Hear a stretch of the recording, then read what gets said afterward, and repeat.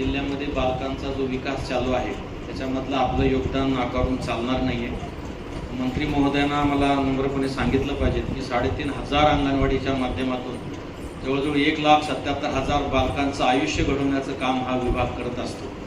1 ते 3 मधले 82,000पेक्षा जास्त आणि 3 ते 6 मधले 90,000पेक्षा जास्त बालकं आपण आपल्या विविध उपक्रमाचे आता इतके सगळे कार्यक्रम उपक्रम वेगवेगळे ॲप केंद्र शासनाचे वेगवेगळे उपक्रम राज्य शासनाचे वेगवेगळे उपक्रम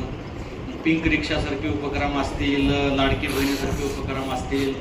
महिलांच्या आरोग्याचे उपक्रम असतील त्या सगळ्यामध्ये तुमचा सिंहाचा वाटा आहे हे नाकारून चालणार नाही.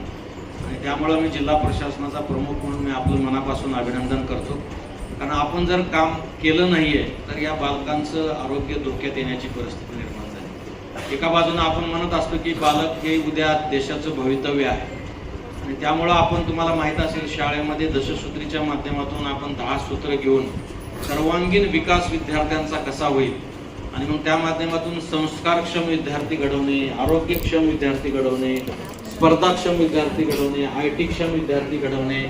महिलांचा मुलींचा सन्मान शिकवणे देशभक्ती मातृभक्ती पितृभक्ती शिकवणे हे सगळे उपक्रम आपण शाळेमध्ये मागच्या